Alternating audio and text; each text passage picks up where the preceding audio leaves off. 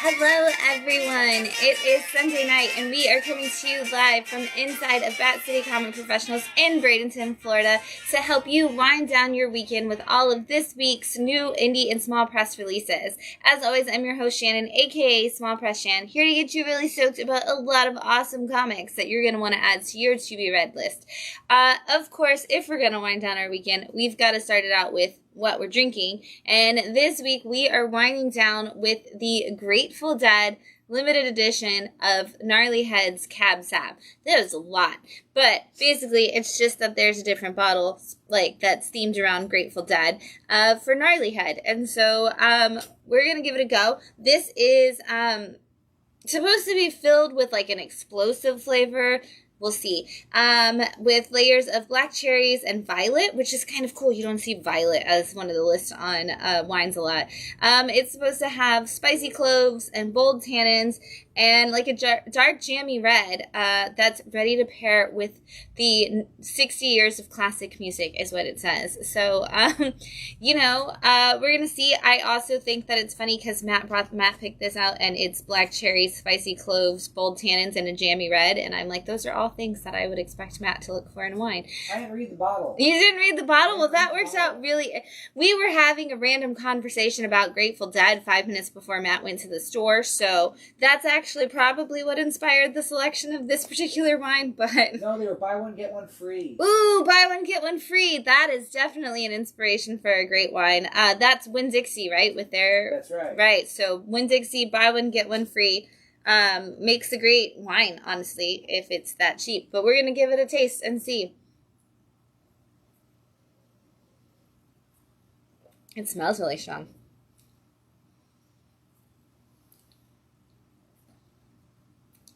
It is jammy. Mm-hmm.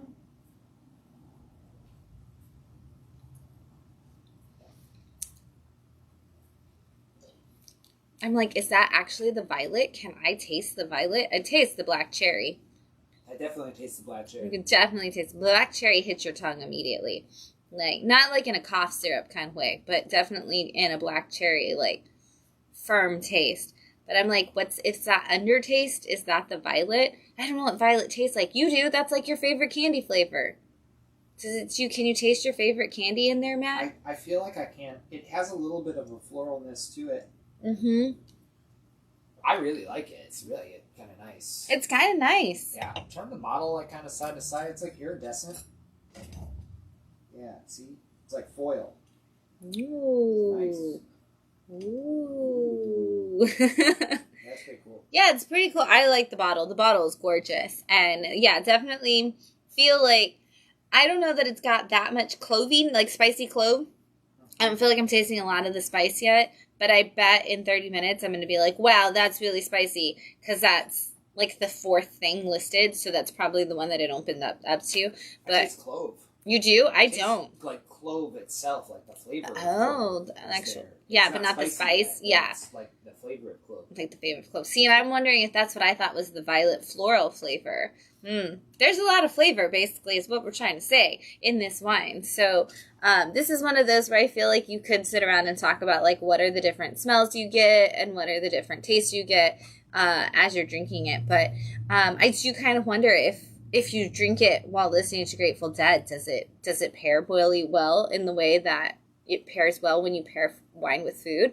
I don't know. I think wine pairs great with comic books, though. So, we're going to try that out for a little bit. We are going to have a bunch of comics to talk about, but before we do, I just want to say a huge thank you to everybody who came out this weekend. We had our small business weekend sale yesterday and today, which was insane, and so many of you showed up both days. It was a great time. It was great to see everybody after the holiday and get to hear about all of your Thanksgivings, and just thank you to everybody who kind of welcomed us into their home in different ways during Thanksgiving. We got to spend it with our incredible friends, but also to have so many of you like come by and tell your stories and kind of before and after. It just really made us feel like it. And a super shout out to our buddy Anthony, who dropped off an amazing second Thanksgiving dinner for us that was incredible. If you've ever been to a Bat City event, you've probably seen Anthony drawing free sketches for you or your children. And so just thanks, Anthony, again for a phenomenal meal that was like a full circle to back to this summer when we all got the free meat donation that led to the Bat City Burger Bros becoming a thing. So thank you for that. And now we're into December. And what that means is it's Christmas time. Bum-ba-dum. I'm not going to sing any Christmas songs for you, but it is Christmas time, and that is starting this week here at Bat City. So this Friday night, December 6th, from 5 p.m. to 9 p.m. is the kickoff of Christmas in the Old Manatee Historic District, which is the neighborhood Bat City is in. And so bring your family, because it is our annual, I'm so excited we can say that now, that's so great, our annual Old Manatee Candlelight Stroll. And so at 5 p.m., all of the businesses along the street of Old Manatee are actually going to be opening up to stay later until 9 p.m. that night. There's going to be a flash mob surprise, like, kind of space that you want to get here early to see. That's going to, like, kick it all off.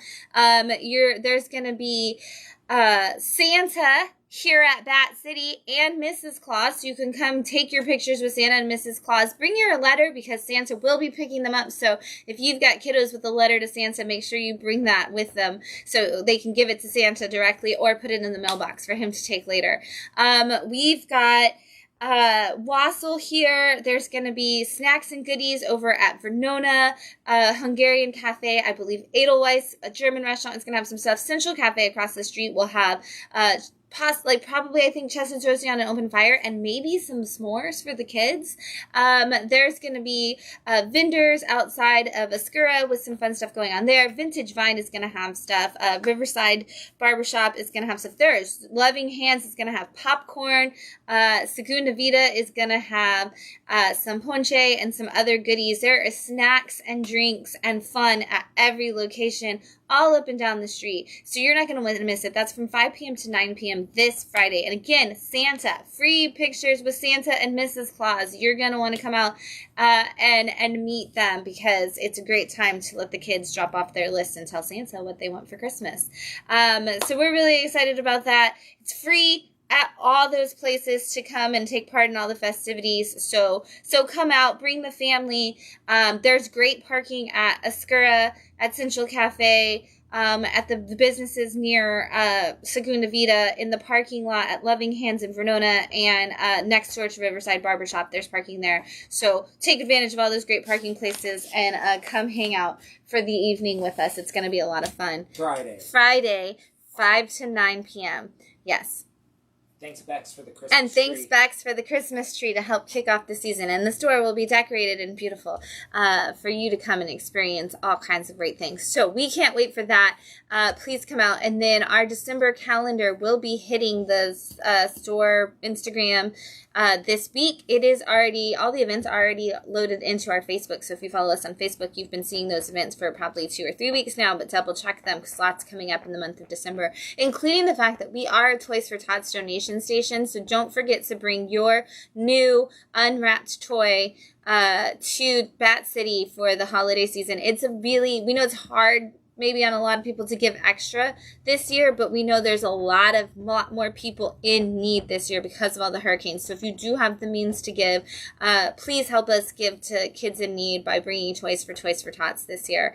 We're so thankful for how much we were able to help last year, and we really hope that we're able to continue that again this year.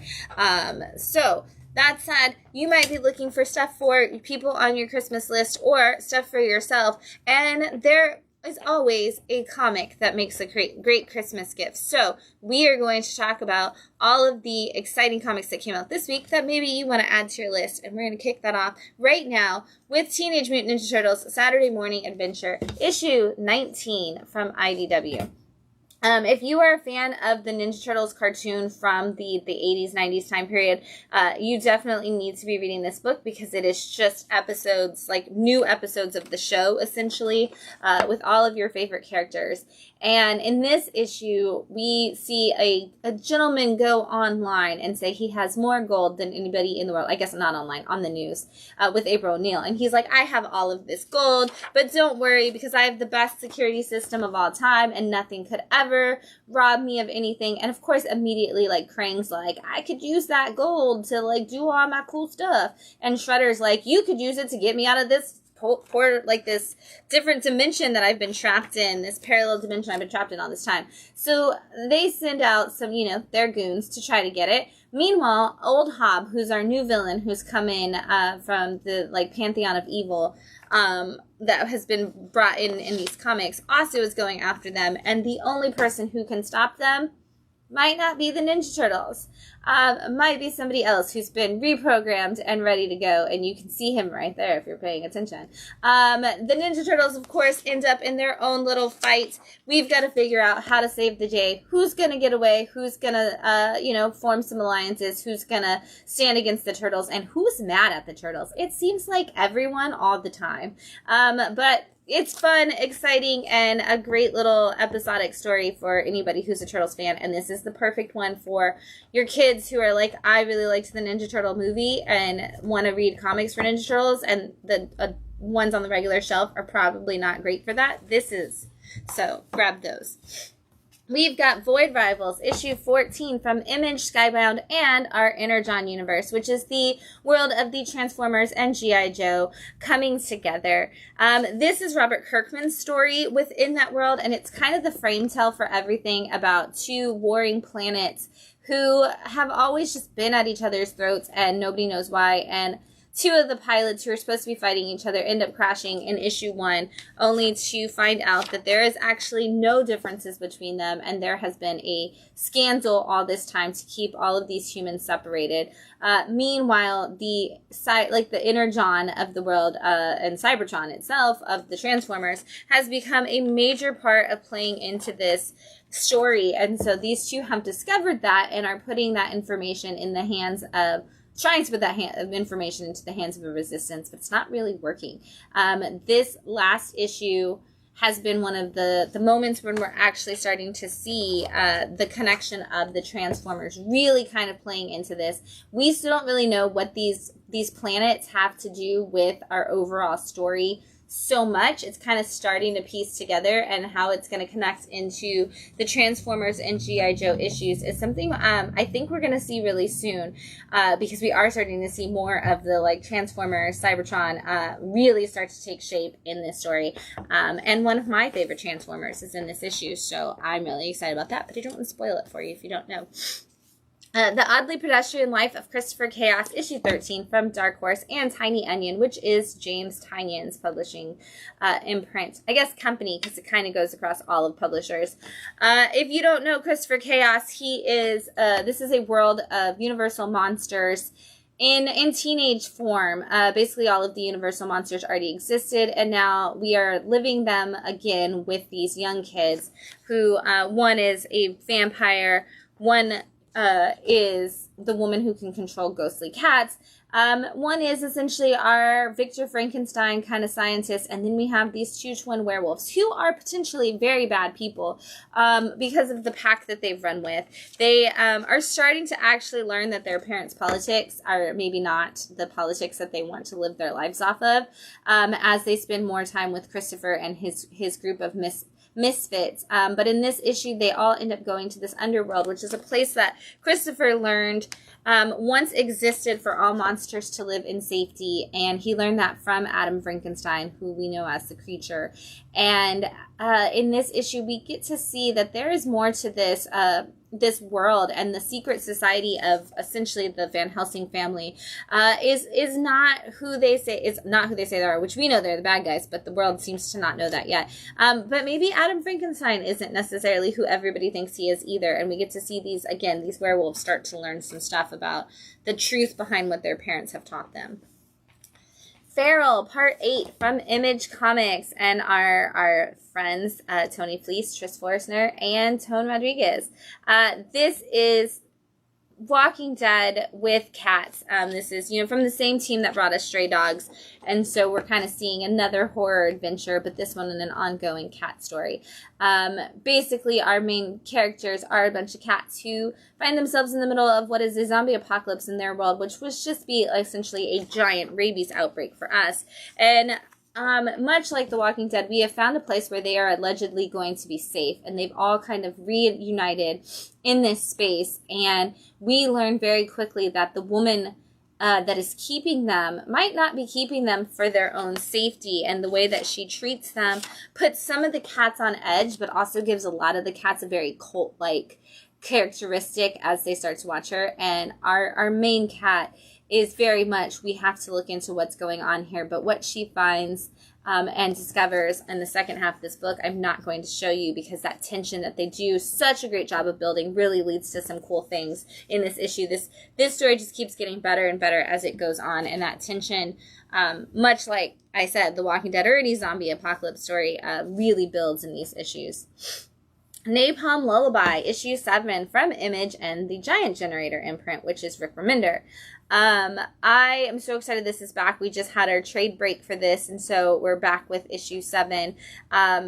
Issues 1 through 6 kind of set up a very big world where a man claimed to be a god, essentially, and told everybody that you had to live a certain way to be a godly person, and there became an oligarchy, and we followed 2 siblings who were trying to destroy that, so trying to make people realize that that wasn't how they wanted their government to run, and it wasn't the safe way for people to be. At the end of the last issue of issue 6, we left on a giant cliffhanger where we learned a little bit more about who that god was and these twins siblings' connection to it. And in this issue, we wake up in this completely perfect world, and we're following a character who we know was living in the old world and had a very different experience. And so we're kind of like, what is this new world? How did you get there? And we get to see a reverse look into how we got to where we are. Essentially, we start in a future that we don't recognize, and we get to kind of see him discover what that looked like, how he got there as the pieces unravel. And so it's kind of fun for us because we get to go on this investigative journey with him as he's trying to figure out what's going on and what's wrong with this world, and piece it back together. Napalm Lullaby was one of those books with issue 1 where I was like, I literally think it was like one of those where I said, I'm not sure if it's like my pick of the week or if I don't know what's going on. And as the story unfolded, I'm like, I'm so glad I like fell into this in that way, because it has just been a very great book, and it just keeps getting deeper with its story and its richness. Falling in Love on the Path to Hell, issue 6 from Image Comics. This is the story of 2 people who, one is a cowboy from the Old West, very outlaw, like rough and tumble kind of guy, and one is a woman who is a samurai in feudal Japan, and both of them find themselves dead and in essentially purgatory. And they kind of start to form a bond between the 2 of them over the course of this, because everybody else on this purgatory island is just a crazy person who's constantly trying to kill them. And this issue is no exception to that. They are caught by a group of people who are like, the only way through the island is fire, and we'll help you cross over by burning you. And they're like, whoa. So it turns out we've actually learned that there's other ways off the island through this purgatory, and we'd love to share them with you if you don't burn us.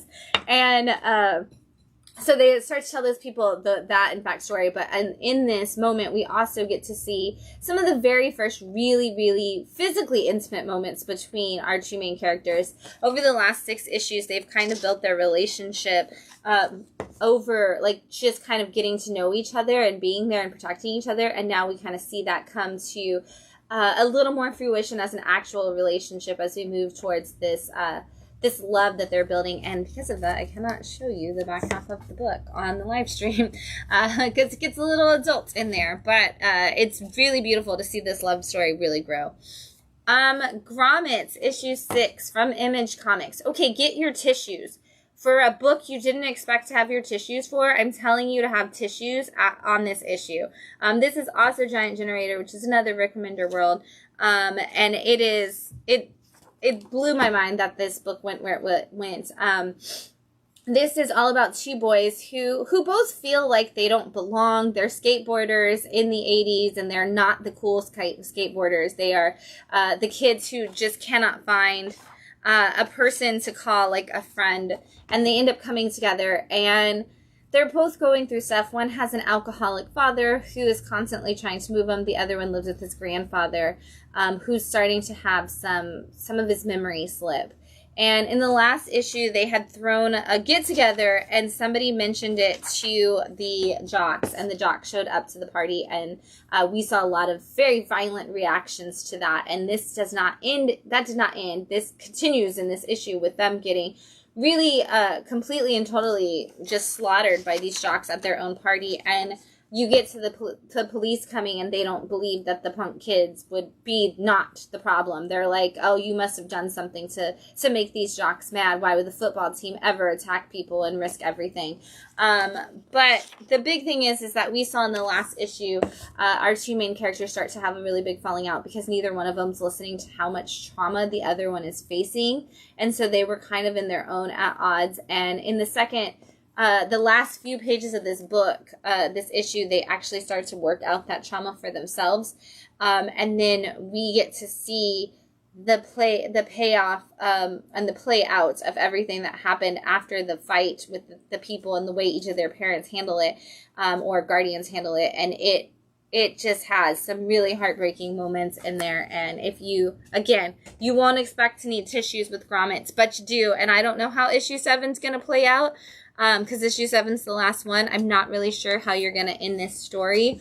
But definitely a great coming-of-age story that shows a lot of real, true emotions and experiences that a lot of latchkey kids would probably have gone through.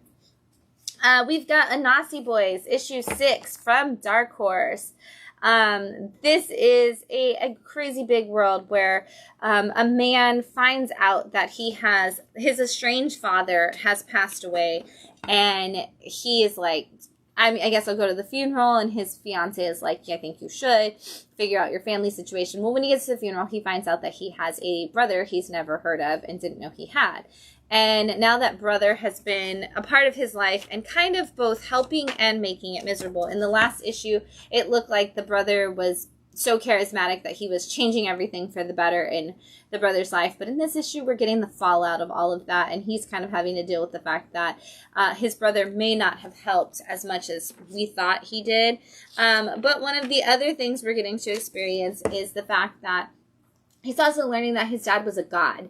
Specifically the spider god Anansi. And so he is seeing these stories and moments and memories of his dad kind of come into play, and so are we, and learning that dad wasn't exactly like the best person, and so it's not really surprising that his brother is kind of not really it either.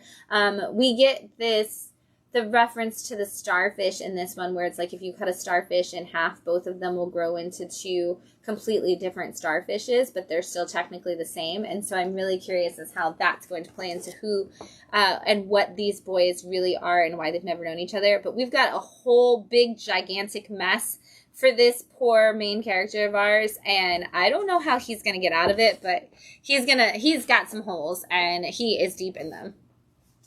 Soul Taker, issue 5 from Mad Cave.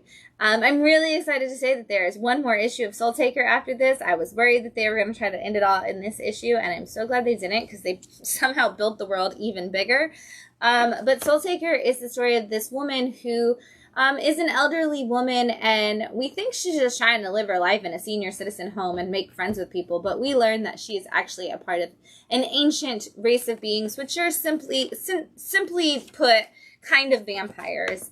And she has been living life for hundreds of years, and she just wants to mind her own business. But there are two different groups after her. One, the government, and this like type organization. It's not necessarily directly the government, but there's these people who want her blood so they can figure out cures for themselves. And then there's this like evil ancient, like, you know, Knights Templar kind of organization that's been hunting her forever. And we learned in this issue that she thought she had taken care of all of them in the past, only to find out that they are still after her, and she is going to have to, go after them in her own way. She's kind of got her own little, like, John Wick revenge moments coming up here. But she does have to say goodbye to a lot of things, and we see that that's a tradition she's kind of used to, and not something she wants to keep experiencing. So is she going to just go after everybody and take them all down in issue 6? I don't know, but she's only got one issue to solve her problems, so I guess there's going to be something big. Sesame Street issue 4 from Oni Press. I'm so excited. This might even be out of order. Yes, it is, but it's okay because I'm so excited about Sesame Street. I don't even care. This is the most adorable book in the world, because it's Sesame Street. But this issue particularly is all about Mumford the magician trying to do a card trick, and he brings the count up for it, and he tells the count to focus on the number on his card and only that number. But of course, it's the count. And so he thinks of all the numbers leading up to his number because he's got to count to it. And in the process of Mumford doing the magic trick and the count thinking of too many numbers, it causes all numbers to disappear entirely from Sesame Street. So Cookie Monster cannot make cookies. Bert and Ernie can't find their way home. The Counts can't play hopscotch anymore. It's terrible. There's no numbers. There's no counting to be had. And so the Count must find Mumford and figure out how to bring numbers back to the world to make it better for everybody so that, people can just live their lives. It's super adorable. This is a book for literally every single age. You can read it to a baby, or you can enjoy it if you just love Sesame Street. So check it out. All right, going back to my issue 5. We've got Gotcha Man issue 5 from Mad Cave. And this is, for those who are fans of Gotcha Man, I have heard this is a fantastic way to kind of relive some of that Gotcha Man fun. For those who don't know it, this is actually a good way to kind of learn about the Science Ninja Team characters and just go on a fun adventure. And so if you've been reading the last 5 issues, you know that our Alpha team, the Science Ninja Team, who we know as our leaders of this group, have actually been trying to deal with Galactor and the ultimate evil and trying to stop all of that. But the problem is that they've been split into 2 different groups, and so June has been off on her own, and the rest of the team has been dealing with some mech that they can't stop. And in this issue, June has to come and kind of try to save the day with the Beta team, who for some reason their leader is like, no, I'm in charge and I make decisions, and the Beta team should just be on standby at all time. And so we're kind of starting to see them learn that maybe this adult who's in charge of their group doesn't always have the best interest and best authority to make the decisions that they need to make. And we get to just see some big action in this one as they take down the bad guy, which we also get to see some of the bad guy in issue 4 of Galactor, which is part of our Gotcha Man universe at Mad Cave. And this has been following, and I never get, Berg Kotze, who is the commander of Galactor's army, and he's been trying to figure out who is leading this assassination attempt at his life, essentially, and which of these people on his ship he can't trust in his story. And so he's kind of the second in command. He's more of like the Darth Vader, the actual scary villain that works for the Emperor who does nothing. And so he's kind of trying to lead his own coup. He's like, all of the men follow me. Like, I'm the person who makes the decisions. Like, I'm actually the one doing all of the evil stuff. But there's people who are after me, and I need to figure out how to stop them. And in this issue, he kind of gets to a head of who are these people, and kind of starts trying to figure out how to bring them back down and keep himself at the top of the ladder. And we kind of see that in some really dastardly ways for a villain in this one. Frankenstein, issue 4 from Image, Skybound, and their Universal Monsters imprint. So this is the last issue of Frankenstein, because they've all been 4. And I think Wolfman is next, but it actually is not in any of the previous catalogs, so I don't know. But this is really cool. Michael Walsh on art, so it's always awesome. But the way this Frankenstein story has worked is it's kind of been a little bit focused on the different things of the body that make us who we are, while also just telling us the Frankenstein story and from the Universal Monster movie. And so we do, in this issue, it's about the eyes. And so really it's just about what you see and how what you see impacts how you respond to the different things. And I love this because it is probably the most in line with its universal monster story. Like, we're at the point where, in this case, Henry Frankenstein is trying to stop the town from burning the creature, but also feels like he needs to make sure that the creature doesn't get out there, because the little girl has been killed and he's come after Elizabeth as far as Henry is concerned. And so he's trying to just make that happen. We even get our little windmill scene. But we have been following this little boy who's been watching the whole thing happen from the beginning, when his father was one of the bodies that was dug up by Henry. I always want to say Henry Frankenstein, and we see how that comes to a full circle at the end of this issue. And you see it all in this beautiful Jenny Frison cover, Frankenstein. All right, we've got Babs, issue 4 from Ahoy Comics. This is just a hilarious sword and sorcery kind of story that's a big adventure.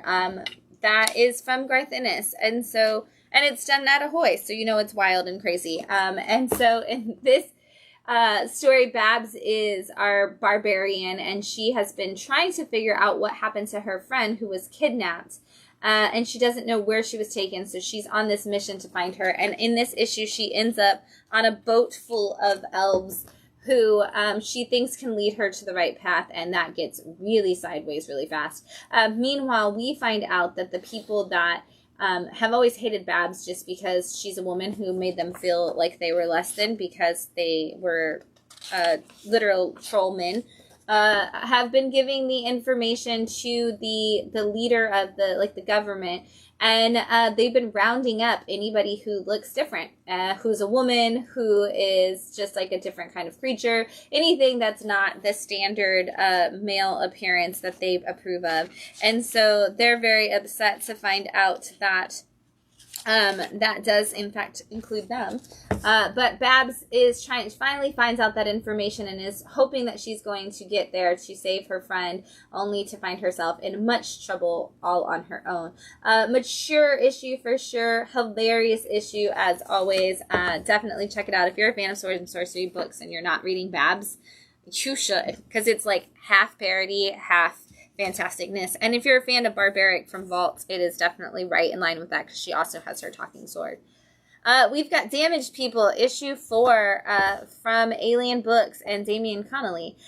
This has been an anthology that just kind of looks at a lot of the darker side of our emotional being, and the things that kind of really impact us. And honestly, I think this issue needed a trigger warning like Ice Cream Man had last week for a lot of it. But this is about a kid who is feeling really uncomfortable in his skin and kind of finds himself feeling a little more accepted when he goes to concerts for The Cure.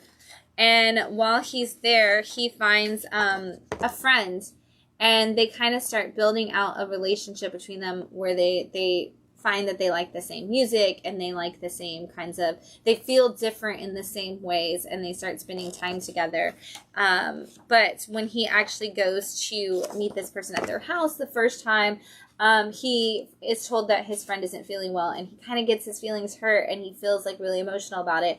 And then they reset up their time to visit, and some very crazy things kind of happen, and he learns that he's kind of got to have, he learns, I don't know that he learns anything, actually. He has very big experiences that are really hurtful, and he kind of talks about, this is part of, I was already damaged, but this damage has really hurt me even more, and he now has guilt to add to all the damage that he felt with him, and there's so much horror in his own life. And again, it's very, very dark, very emotionally triggering in a lot of ways, but a great story nonetheless, and the way it's written in, John. All right, we've got, it says Bauhaus on the back. We've got Teenage Mutant Ninja Turtles number 4 from IDW and their relaunch of the Ninja Turtles. This is a book I've been waiting, because I've just wanted to know what's been going on with Donatello, because every single one of the Ninja Turtles issues that's come out has been a focus on a different turtle, And every single one of them has been like, we have to get to Donnie. And I'm like, yes, we do, because Donatello is my favorite Ninja Turtle, and quite possibly the best Ninja Turtle anyway. So you do need to get to Donatello. And they're like, something's wrong with Donnie. Well, we finally learn what's wrong with Donnie, and that is that when all the Ninja Turtles got separated, Donatello got kidnapped and captured, I guess I should say, by this essentially mutant fight ring. And so people can come in and pay money to fight mutant animals. And Donnie makes it a point to make sure that they always choose him so that none of the other animals, none of the other mutants are mutanimals. I guess that's the word in the Ninja Turtles world. None of the other mutanimals are picked on or hurt or injured, because it's like you can kill the animal. Like, that's like what you're paying for, is to fight them to the death. And Donnie's like, I'm not going to let that happen. And after taking down everybody, now they've all come back and are trying to fight Donatello. And he's like, I've made my like peace with this. I'm going to fight my way out. And meanwhile, like, the brothers are looking for him, and we kind of see a little bit of that. But the thing is that poor Donatello has really lost his mind. He's like, talks about that too. Like, I can't look at screens anymore. I can't do all of the stuff. Like, I'm trying to piece things together, but it takes me longer. And he has found an actual rat that he's decided is Master Splinter. And so he is talking to this actual rat in his cell that he's constantly like, this is my father, everybody. And it's so emotionally sad. And I want to know now what happens in issue 5, because the Turtles have been working so hard to get to Donatello. And now that we know what's going on with Donatello, what's going to happen in issue 5? You know, this is our relaunch. We're launching. We are launched. Let's go. We've got Flash Gordon issue 4 from Mad Cave. If you are a fan of Flash Gordon, this is such a great series to jump in on, because it's not starting at the beginning of Flash Gordon. In fact, it started with Flash Gordon in a prison after he had allegedly beaten Ming, his ultimate bad guy, who was also in the prison. And in issue 3, they had to work together to break out of this prison. And now in issue 4, they are trying to figure out how to get to the place that they need to take down these bad guys. And I love it because I didn't know that Ming named everything after him all the time. And so they're like, how far is it? And Ming's like, the person's like, oh, it's a Ming knot away from here. And Flash looks at Ming and is like, did you name everything after yourself? And he's like, yeah. And I'm like, I want to know what else. Like, I want to know what other ridiculous words there are for Ming things. But that said, there are these Ming mercenaries, and Ming believes that they are people who are loyal to him now that his dynasty has been overthrown. And so he decides that he's going to go into that place and look for assistance for them and figure out what's going to go on. But he makes sure that Flash cannot come until later, because he knows if for some reason it goes down, Flash is the only one who can save the day. And so we get to see Ming try to do possibly right things, possibly just get ahead. Who knows where his loyalties really lie? I'm pretty sure it's easy to tell, but he is still working with Flash for the time being, so we'll see. All right, we've got Black, White, and Bloodshot issue 3 from Alien Books and Valiant Comics as a part of our Valiant relaunch. This is an anthology that doesn't connect to the relaunch of Valiant too much, because it is just like those Black, White, and Blood stories that you see in different things. The first one is called Predators. And it is all about 3 people, like a gang of people who are hunting down Bloodshot, and they talk about how they're kind of telling us about Bloodshot's fighting style and how he's so good at hunting and how he can break you apart even when you're together. And we just kind of get to see, as they tell the story, we're actually watching Bloodshot do those very things. And so it's just kind of a good way also to tell us what Bloodshot's fighting style is for those who maybe don't know. The second story is called The Fatality of Evil, and we just get to see Bloodshot is protecting these like alien people, and he's trying to keep them safe against a different like society of people who's coming after them. And we get to see him, stand up for the little guy in a way only him and his nanites can. And then the last story is called Jump, and it's Just another wild bloodshot destroying a lot of people kind of story. Like, honestly and truthfully, it's like there's fighting against animals, there's fighting against people, there's fighting against bad guys, there's fighting against guys I don't know if they're good or bad. But if you're a fan of bloodshot and you don't really want an ongoing story, you just want to have some fun, this is definitely going to be the book to pick up.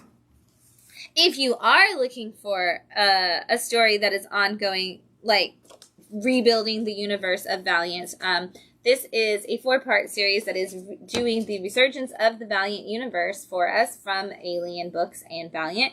And this is our like overarching story that goes on top of all of the little mini ones, like our two shots, I guess. Duologies. Because each character has gotten a 2-issue mini-series to kind of tell us who they are and where they are as this Valiant series relaunches. And this is the overall story for all of them. And so if you haven't read it yet, basically in the Valiant universe, there is a bunch of sinkholes that have been opening up, and they are kind of sucking people into the far away. And some people believe that good things are happening. Some people believe that bad things are happening. Our Valiant heroes are having to come together to kind of figure out each of their roles in this. And so as we've seen the 2 shots for each person, that's kind of told us like how they figured out what was going on and how they've come back into the Valiant world. Now we're kind of seeing them each work together to stop it.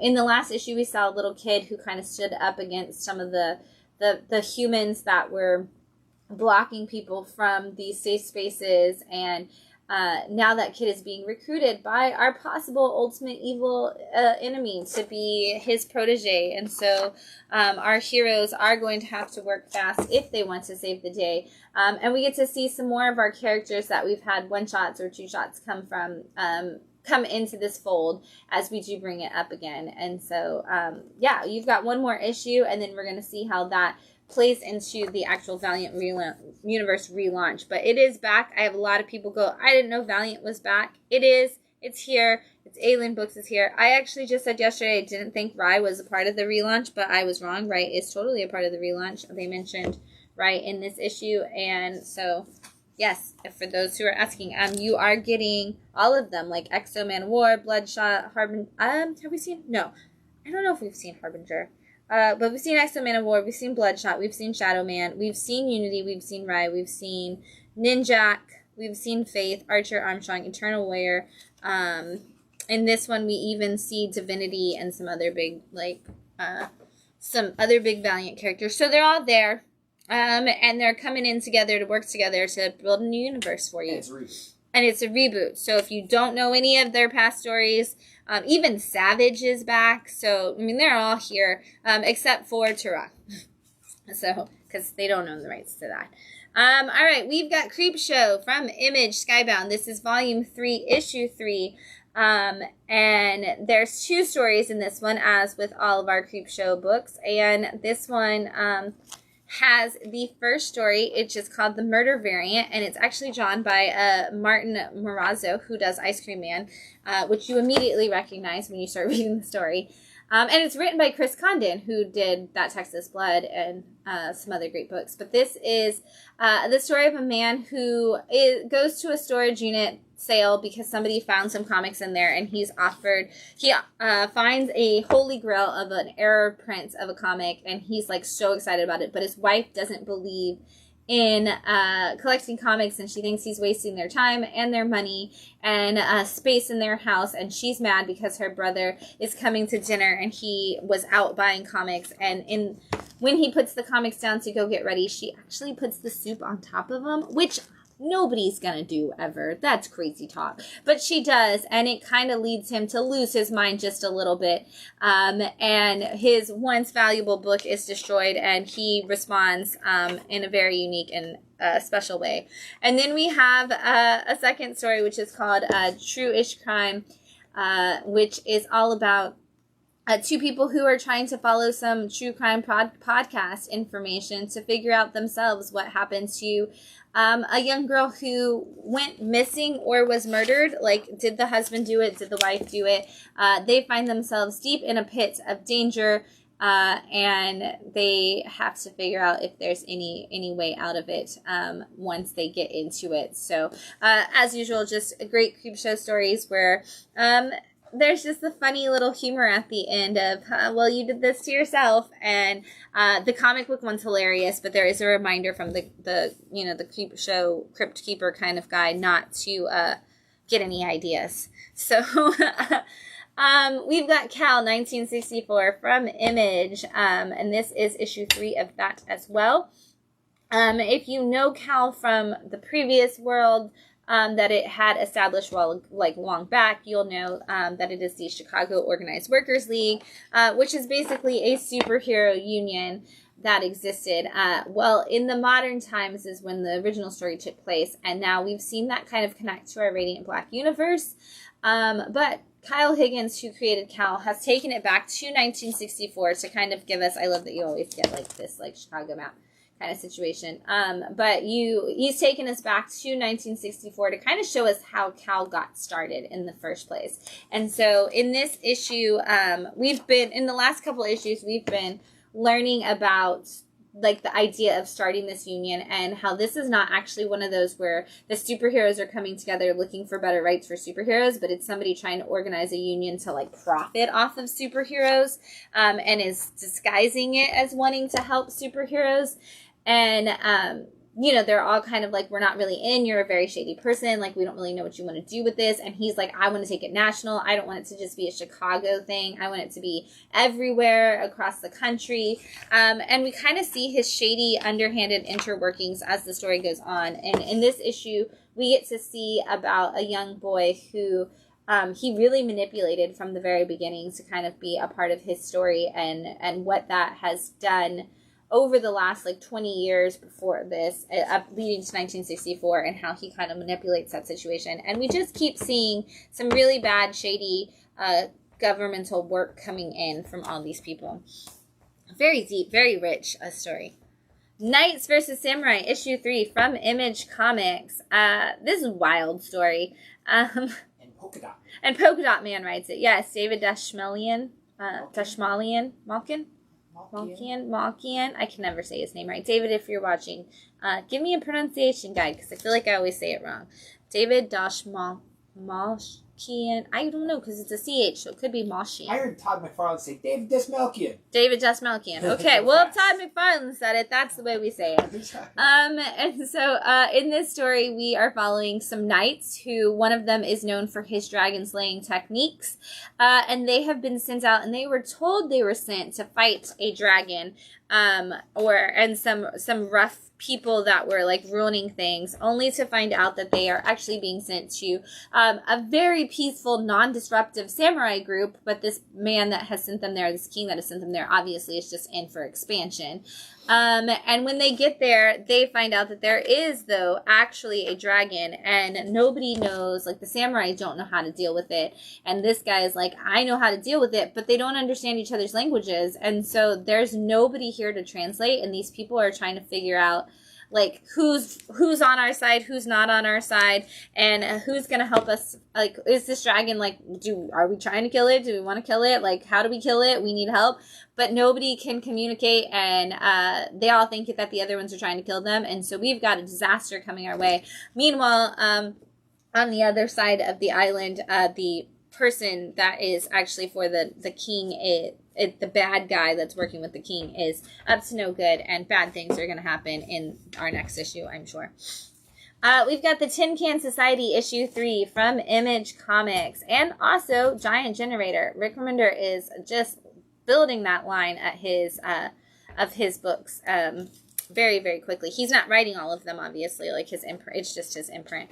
But Tin Can Society is all about a group of kids who kind of are the loners who come together when they're young, and they all grow up to become different, successful people in their fields. And one of them is actually a man who invents like a cybernetic suit, a bioenhancement suit, essentially, because he has different mobility issues, and he ends up using that to become a superhero, and now he is dead at the beginning of the first issue, and the friends have learned that there is something suspicious that has been going on, and they are trying to figure out what that suspicious thing is, and they kind of all don't trust each other because they've all fallen out of touch, and they've all had a different relationship with the dead friend over the course of time that was like, we kind of all can't trust each other, but we know that we kind of almost have to rely on each other to figure out what actually happened. So there's a lot of suspicion, a lot of different pieces of the puzzle, so it's really nice to like kind of be putting together a mystery, and I like it because we are getting the clues at the same time as the characters, so it's not one of those where you feel like, oh my god, why are they missing this piece of the puzzle? It's like you have no idea. We're 3 issues in, and we're still like barely trying to figure out like who are the possible suspects. And I like, now that we know, like, maybe it's not the friends, but like maybe it still is. Very good detective story, and like a good issue of like who's, you know, like who's who and how are these people going to solve this mystery. We've got Violent Flowers, issue 3 from Image Comics and Maria Lovett, and this is Maria Lovett giving us a vampire story. We get all kinds of different wonderful stories from Maria all the time, and this is all about a world where there is a young girl who is kind of wanting the vampire queen to take her in as her, you know, her little human pet kind of thing. And in the process of coming into that like very first day, she learns that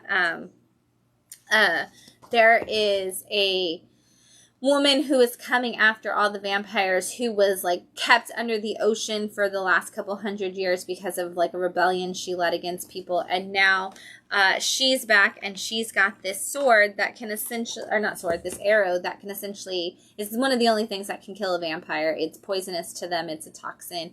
And so this young girl and a vampire warrior of the clan is Kevin, they're having to go out and figure out like how to find this girl and how to fight her, and stop her from doing any more destruction. And whether or not that's going to happen, I don't know, but Maria Lovett's going to make it like this artsy, you know, experience along the way.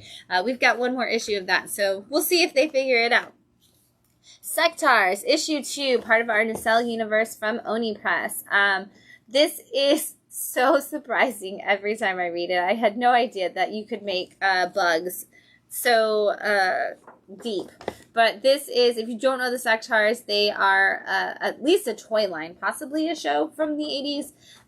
But they were toys, and they now have this Game of Thrones almost-esque style stories for their lives, because we've got the young prince whose father, the king, has been in a coma for a really long time, and the prince is just like being allowed to grow and not like kind of letting the advisors rule, because the king isn't dead, so he doesn't have to take over, but he's kind of struggling with his ability to become the warrior that he needs to do. Meanwhile, their bad guy, the man who goes against them, has been overthrown by his wife, who's led this like usurping mutiny, and now she's like, you've been too weak, you haven't ever gone after the shiny kingdom, and I want us to do that. And so she leads an attack against the people, and now this is bug on bug violence, and things are getting wild, and we're gonna see where this goes. But there is a lot of double crossing and a lot of interweaving politics, and a young boy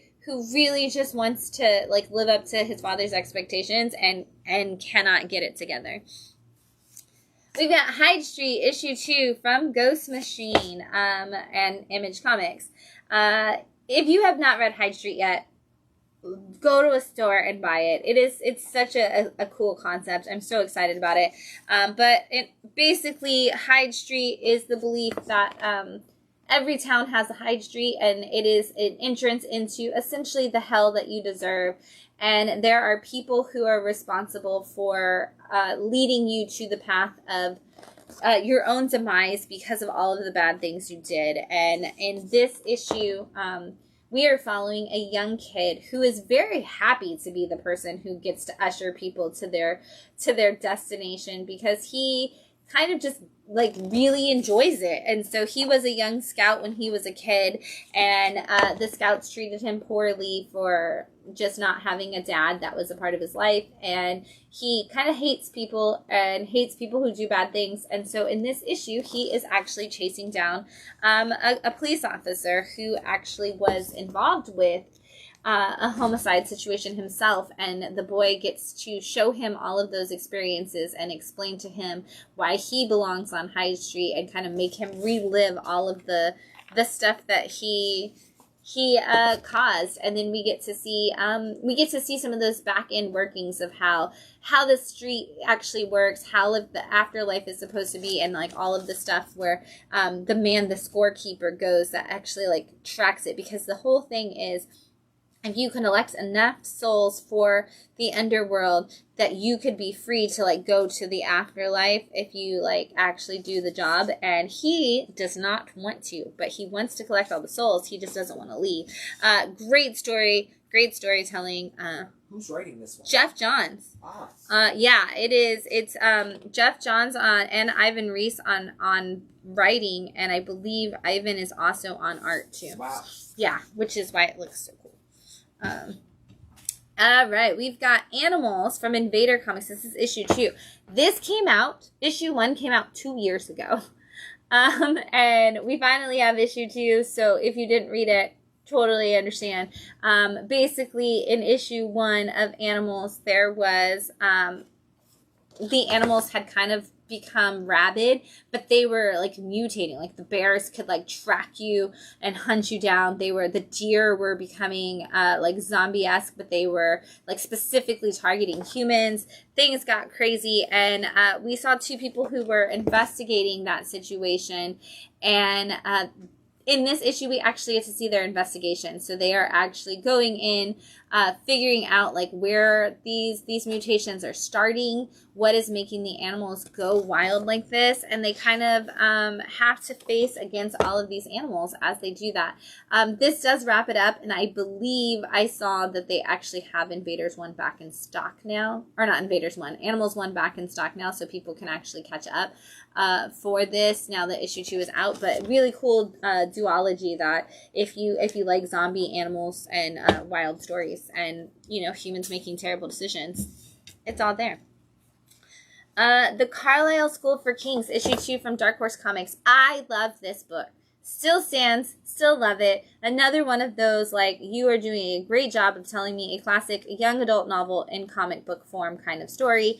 This is the story of a girl who lives in a kingdom where she is kind of like the child of 2 like noble people, who are like one of those like you're somewhere in line for the throne kind of thing. Well, they are accused of being traitors, and they are killed, and so she's always just been forced to live on the outskirts for herself. Well, every generation or so, they have all of the kids of these different noble people come in to the Carlisle School for Kings, where they are forced to do challenges and battle to see who's going to be the next king of the kingdom, and that includes the actual king's kids. And so she is, of course, getting crap for being the traitor, the kid of traitors, and she's having to do extra amounts of work in order to prove herself, because nobody trusts her.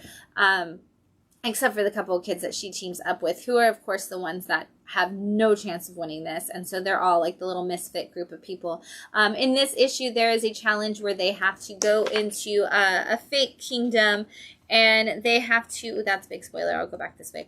They have to prove that they are, they have to get people to basically, what is the word I'm looking for? Like surrender to them, and then possibly like, once they get enough of like everybody out, then whoever remains is the winners. But like if you kill somebody, or if you attack them too hard, like you're also going to die. Crazy things happen. We're going to see, like, we start to see some new alliances forming and some differences in how people behave when nobody's watching. That makes for some really good things. And we start to see them already twisting the rules and changing things. We're going to find out who's going to be king. I hope it's her. She's so cool. It's obviously got to be her. It's a young adult story. It's got to be her in the end. I hope it is. We've got Synap. Synap? It depends on how you want to say that. Issue 1 from Mad Cave. And this is kind of like the biggest sci-fi book we've had from Mad Cave in a long time. We are looking at a world where basically they drug induce these kids to go into like battles for them, and kind of fight, and do their investigations and doing their work. And so we have this girl who is kind of become the best at that. And her father is the leader who programs all these kids. And her brother is trying really hard. He really wants to like live up to her expectations. And so he is being overworked trying to fit the deal. But she ends up going on this mission that takes her into the deep waters. And while she's there, she discovers some robot part. And it's like, where did this come from? What is it? And so they bring it back and they're trying to investigate like where this situation has, like where this piece of robot has come from and what the situation actually is. Meanwhile, her dad, probably the shadiest person in the entire book. Not really sure and not sure if he's actually even her dad or if it's like they call him father. But we're going to see how this plays out. Definitely some big dynamics already built between all of the members of this potential family as we start this story off. All right, we've got a couple number ones for you. First up is Hornsby and Halo #1 from Ghost Machine and Image Comics. And this one is another new one from Pete Tomasi, which is a part of the Family Odyssey stories, which is going to be like the books that are about families and are kind of made for all ages. And Pete is writing this with Peter, I cannot say his name. Matt, how do I say this name? Oh. Snejberg? Okay. Probably. All right. We're going to go with that. So this is the story of two kids. One who is born in like heaven and supposed to be the next archangel and is just the like supposed to be this great good. The other is a kid who is born in hell and is supposed to be like the next big demon. There's a apocalypse coming and it's like these two kids are going to be at the center of it and they want to make sure that doesn't happen. So they send the kids to live on Earth, but they want to make sure that, you know, the situation is kind of mitigated as best as possible. So our devil child is sent to live with who is essentially the best family in the world, who runs a charity and who are the greatest people, and they just give everything they have to others, and she's surrounded by love at all times. And then the kid who is supposed to be the archangel is kind of living a life similar to Matilda in the Matilda book and movie, where his family makes him do all the chores. They hate him. They kind of hate him. They kind of are like, just make sure you get what's yours. Like, they're really greedy, take advantage of people. And so it's like, hey, is it nurture or is it nature that makes somebody bad? Meanwhile, we get to the point where this awakening is supposed to happen for these two kids, and they start to demonstrate signs of who they might actually be and what they might actually be. And neither of them expect it and don't really know what to do with it. I'm really, really, really excited for this book. I've seen some of the teaser stuff for where this is going to go. It looks like it's going to be really cute. This was one of my favorite ones in the sampler that Ghost Machine put out last year. Like I said last week with Rockefellers, I love when Pete Tomasi is on family stories because the heart really feels good. And this one honestly feels like Super Sons. Like, it's Pete Tomasi and it's got that Super Sons feeling to it, where you've got the one, you know, the two kids. It's like Super Sons and New Gods mixed together, but made for all ages. And when I say all ages, again, when it comes to these Ghost Machine titles, I just mean that like they're safe for everybody to read. They're not drawn, nor are the stories told in kid format. They just don't put anything in there that's inappropriate for kids. But this one is going to be really, really good. I already feel it. And if you didn't pick it up, you should. Because honestly, Ghost Machine hasn't missed yet. They've got great books coming out everywhere. We've got The Coral from Critical Entertainment. This is a one-shot. And if you've seen the Critical Entertainment books on here or picked them up in your local comic shop, you may know that they are pretty much exclusively silent stories. And this one is all about a bird who is trying to just, catch that worm. And there's a hawk that is attacking this bird and its home, and you get to see kind of a day in the life of this bird. and how they kind of fight each other, and they're constantly like at odds, like these, you know, different kinds of birds in the park. And it's like, this is a beautiful experience for you walking by. You even see like one picture with the guy in like a boat who doesn't even notice that there's something like terrible going on between these birds. But we get to see them literally going through the city, attacking each other. And it's just, again, it's just a beautiful silent issue comic of a day in the life of living like a bird. But Critical Entertainment has been really making some beautiful silent issues. So, and then we've got The Serpent in the Garden, Ed Gray in the Last Battle for England. And this is issue 1. It is a Dark Horse book, and it is part of our Hellboy universe. And so, this is going to give us, you know, one of those like 2-part, 3-part stories about the Hellboy world. And we are following a couple different characters, and it is after the death, revitalization and death again of Hellboy, and we learn that he has sacrificed himself, and because of that he was able to put into place the woman that he wanted to be queen, who earned her crown. And we're kind of seeing the former queen, who was like our evil queen, who's mad about it, but is like, well, if that's what the people wanted and there's nothing I can do about it. And a former servant is like, I can make this happen. I can restore you to the glory that you deserve. And we kind of see those beginning workings of trying to make that happen, like as they piece together, like, how could we fight against these people who are ruling power? And it's like, everything is good and wonderful and just in this world. And so, of course, you've got to have bad guys come back in, but also, like, what is the serpent in the garden and how does he connect? And so these are always really great, because if you don't know the Hellboy universe, it kind of gives you a chance to experience it for the first time. And get to know it a little bit. So I always say, like, if you want to check out Hellboy, it's always good to grab a side story like these. I'm about to do picks of the week, but before I do, I'm going to take another drink of our Gnarly Head from Grateful Dead. That's backward. You turned it away. Oh, I turned it away. You were right. And then there it is. It was sideways to me back here. Oh, that is way spicier now. It's also cold, because it's cold in here. Hence the hat, which is weird for a red wine to have a cold flavor to it. Yeah, that opened up a lot. Holy cow. Also, now I feel like I get way more of the flour to it too. Holy cow. Yeah, that's really good. There's a lot of flavors in there. I did not expect this bottle to have so much flavor, but it definitely does. BOGO, buy one, get one free. Winn-Dixie, get it. All right, we are going to do some picks of the week. First up is Day of the Dead Girl, issue 2 from Magma Comics. And it's funny because issue 1 was a Santiago Saturday pick. So just so you know, keeps going on Sunday with issue 2. I really loved this issue 1. I think issue 1 might have been a pick of the week for me too. But this is the story of a girl, of a person who is a coroner. Their name is Sam. And Sam has moved home and is kind of living her life as a coroner there. And what she figures out, though, is that her mom is a witch. Her mom is actually a bruja, and she thinks it's just kind of like, oh, my mom and her friends, they get together and they do like weird witchy stuff because it makes them feel good. But what she is quickly learning is there is way more to this in several different ways. One is that Sam can now see dead people herself and learns that that is her bruja power, that she is supposed to be the person who helps usher people to the other side.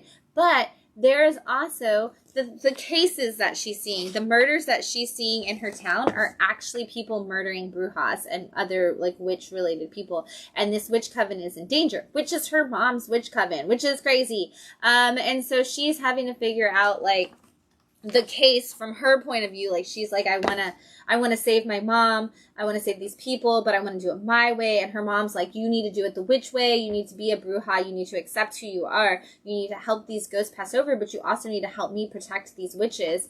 And so they're at odds, like culturally speaking and familially speaking.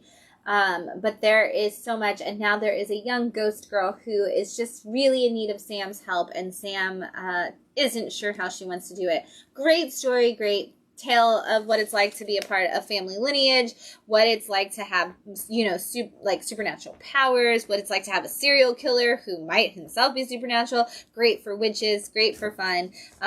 Definitely pick it up. It's a great story all around. Again, Magma, another press that just launched this year and has really not disappointed me. We've got Murder Kingdom issue 2 from Mad Cave. Also a book that #1 was the pick of the week. Also still really good. This is one of those books that I'm actually like, man, I wish they kind of would have just made this a graphic novel because I need it. I need it all right now. And I'm tired. I'm tired of waiting already. We're 2 issues in. Issue 2 just came out this week, and I want issue 3 right now. But this is about a girl who works at a theme park that is a storybook theme park. It's essentially the Magic Kingdom, hence the Murder Kingdom name. And she's actually an understudy. Like she runs the amusement park ride, but they lose their princess, their face character for Briar Rose or Sleeping Beauty, and they need somebody to step in. And so they're like, hey, you actually look exactly like Sleeping Beauty, like our fake wigged character. So you're taking over. And she realizes that the reason they need it is because there was a murder, and the girl that was Briar Rose before her was murdered that day in the park, and she saw the body, and now she's freaking out, and she's trying to figure out what's going on, and now she's investigating. She's learning that there is way more shady stuff going on in this park. Murders galore, underhandedness, people cheating with people having illicit affairs of all kinds. Things are going down, and it is dark and creepy. Murder is afoot in this kingdom. It is fantastically well done. It's great if you're a fan of theme parks, especially if you are a fan of Disney, but you also like horror. This kind of, fills that void that Dark Ride left when it ended, but it kind of just stays on the murder. Dark Ride went into the, they're like the kids of Satan and like all the, what is the word?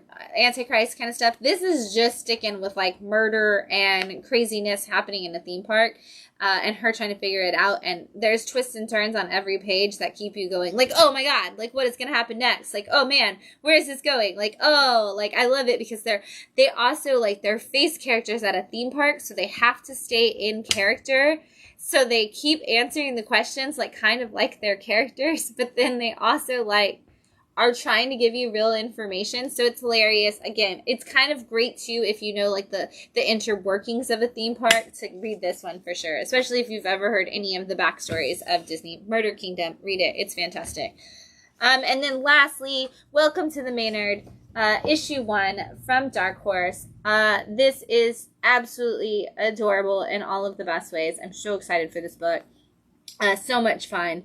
This is about Pip, who is a young girl who is getting her like a job at the Maynard Hotel, which is actually in a magical hotel where only people who have at least half magic blood can even see it. Like you can't find the hotel, you definitely can't stay there. And so it's her first day, and she is going to be a bellhop, and she's very excited about it. She's like overwhelmed by all of the cool stuff.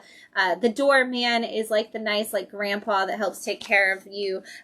Boots, who is the other bellhop who's training her, it's just like a fun, like lively spirit. The assistant manager is a complete and total jerk, but we learn that there is a guest who's there who's kind of also the like live-in detective in case anything goes wrong in this magical hotel.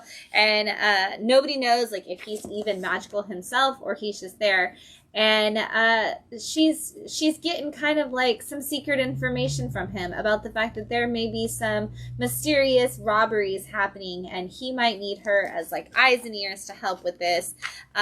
It's so cute. I love all the characters already. I feel like I've seen them in other stories. Like they're so familiar immediately. Pip is so much fun. We get to see Pip go back. We don't know Pip's story. She is like, my mom was half magical, but I don't know anything about my dad, and I don't know how to find that out. And so we're probably going to get some information as things unravel about Pip's dad and figure out like what her connection is. But we're going to see her in her junior sleuthing, and it seems as though Pip's partner might not know that they're magical either. So great, can't wait. Gonna be a fun one. You're not gonna want to miss it if you didn't pick this up this week. Completely add it to your pool. Like, just go add it to your pool right now because it's fun.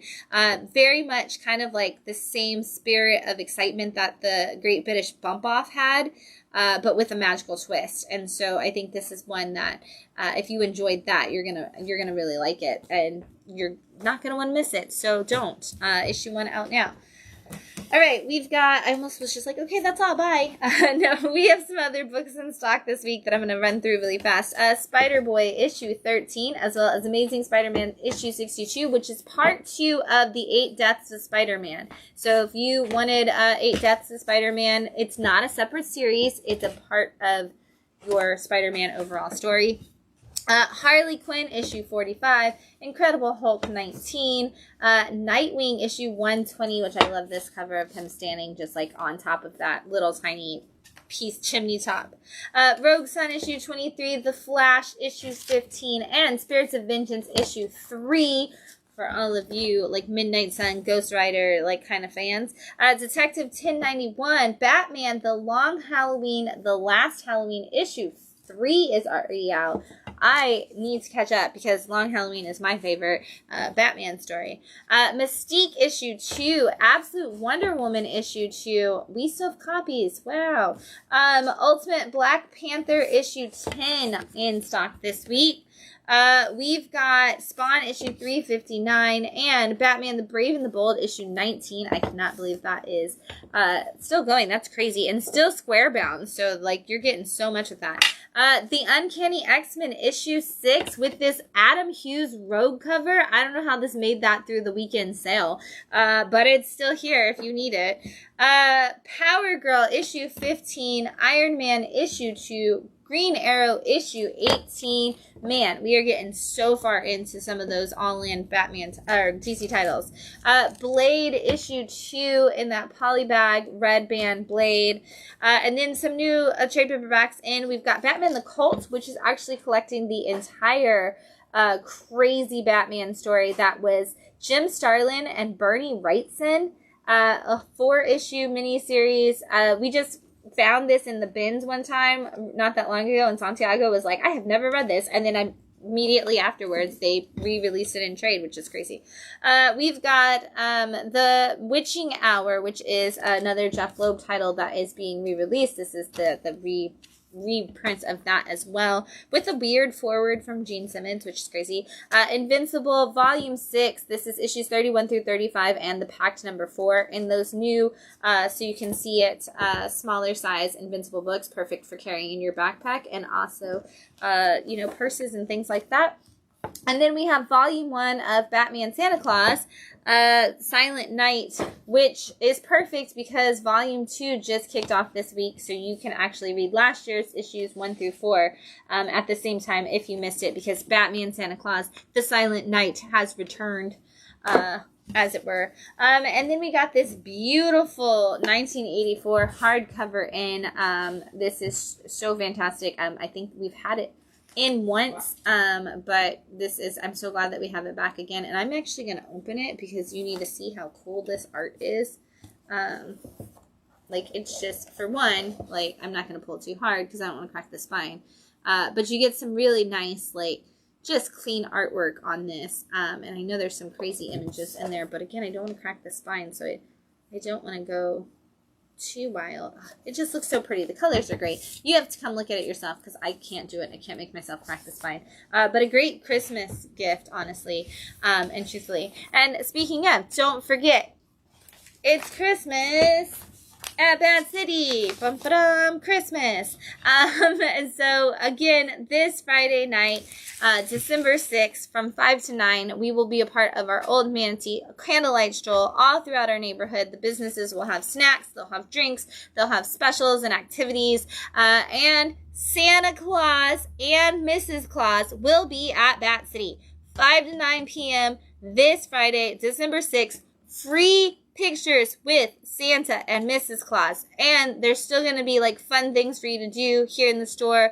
We'll have some wassail, and it's going to be exciting. Come hang out with us. And then check out our December catalog, which is hitting the internet December calendar that hits the internet this week. But all of our events for December, for the most part, should be up on Facebook already.